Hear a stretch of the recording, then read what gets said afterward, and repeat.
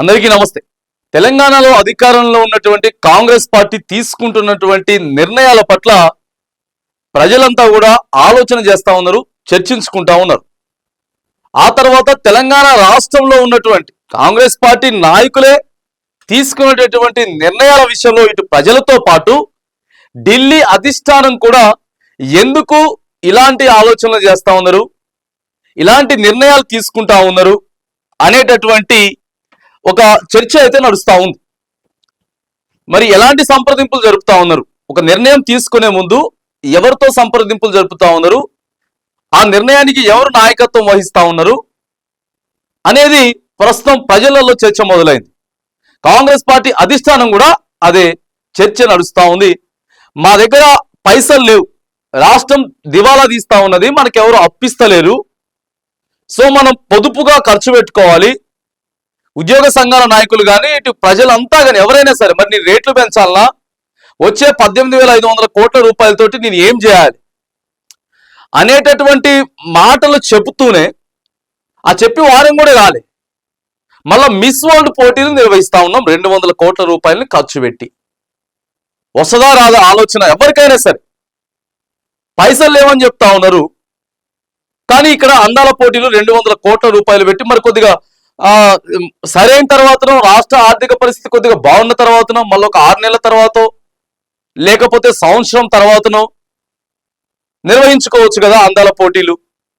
లేవని చెప్పినటువంటి వారం ఇప్పుడు అదే నడుస్తున్న చర్చ.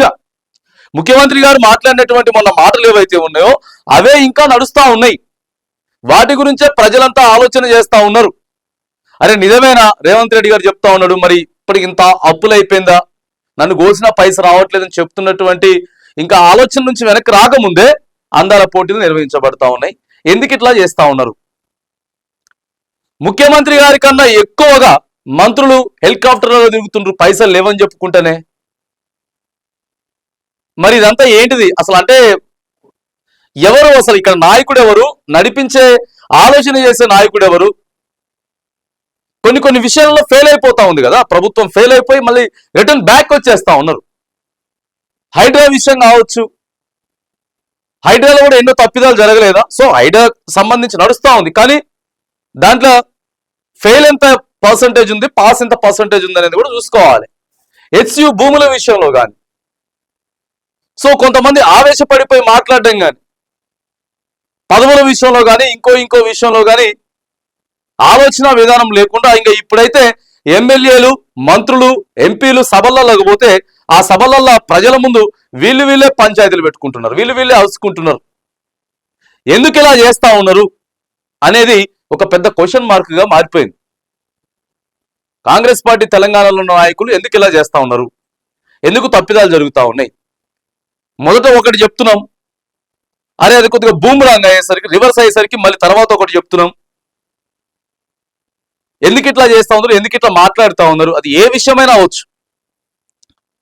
15,000 రైతు భరోసా ఏమైపోయింది? 12,000 అని చెప్పిర్రు, అందరికి రాలే. రైతు బీమా అందరికి కాలే, కానీ ముందే అందరికి వచ్చేస్తుంది అని చెప్పేస్తున్నాం, డేట్లతో సహా ఫిక్స్ చేసి చెప్పేస్తున్నాం. అంటే ఒక ఇష్యూ రాద్ధాంతం అయిపోయిన తర్వాత అది కొంత ఫెయిల్యూర్ అయ్యేసరికి మళ్ళీ రిటర్న్ వెనక్కి వస్తూ ఉంది. ఇప్పుడు బాగా హైలైట్ అవుతున్నటువంటి విషయం ఏంటంటే ఇదే అందాల పోటీ. ఆర్థిక పరిస్థితి అస్సలు బాగలేదని చెప్పి ఇప్పుడు అందాల పోటీలు నిర్వహించుతున్నాం ఏంటి అనేది కూడా నడుస్తున్నటువంటి చర్చ. మరి అధిష్టానం అయితే ఈ విషయాల మీద మాత్రానికి కొంత ప్రతిదీ తెలంగాణ మీద మాత్రం ఎక్కువనే ఫోకస్ అయితే పెట్టిండ్రు. ఎందుకంటే స్థానిక సంస్థల ఎన్నికలు రాబోతా ఉన్నాయి. ఓ 4 మంది మంత్రులను బెర్తులు ఖరారు చేయాలి. ఇవన్నీ కూడా మనం సరి చేయాలంటే మాత్రానికి కొంత ఇక్కడ విధానం, ఆలోచన, పరిపాలన మారాల్సినటువంటి అవసరం అయితే ఉంది అని చెప్పి కేంద్రం మాత్రానికి చాలా సమావేశాలు ఇక నిర్వహించబోతా ఉంటది. ఢిల్లీ అధిష్టానం మాత్రానికి తెలంగాణ పెద్దలతోటి సమాలోచనలు చేసి గాడిలో పెట్టేటటువంటి ప్రయత్నం. ఎందుకంటే కొత్త ఇన్ఛార్జ్ గారు వచ్చిన తర్వాత మీనాక్షి నటరాజన్ గారు వచ్చిన తర్వాత కొద్దిగా సరైద్ది అనుకున్నారు, కానీ లేనటువంటి పరిస్థితి కొంత నడుస్తున్నట్టు కనబడతా ఉన్నది. మరి అంతగా ఎక్కడ కూడా పెద్దగా మార్పులు అయితే చోటు చేసుకునే సందర్భంలో, ఎందుకంటే తెలంగాణ ప్రజలంతా కూడా నమ్మి కాంగ్రెస్ పార్టీకి అధికారం కట్టబెట్టారు. సో వాళ్ళ నమ్మకం ఏదైతే ఉందో దాన్ని ఒమ్ము చేయకుండా మనం తూచా తప్పకుండా పాటించాలంటే కొద్దిగా వీళ్ళు చేసేటటువంటి ఆలోచనలు కానీ నిర్ణయాలు కానీ వీటన్నిటి మీద ఎందుకు ఇలా చేస్తారు, ఎందుకు ఇలా చేస్తున్నారు అనేటటువంటి విషయం మీద మాత్రానికి అధిష్టానం అయితే తీవ్రంగా ఆలోచనలు అయితే చేస్తా ఉంది. కొన్ని మార్పులు చేర్పులు అయితే తెలంగాణలో అయితే జరగబోతా ఉన్నాయి అనేది మాత్రం సోషల్ మీడియాలో వినపడుతున్నటువంటి చర్చ.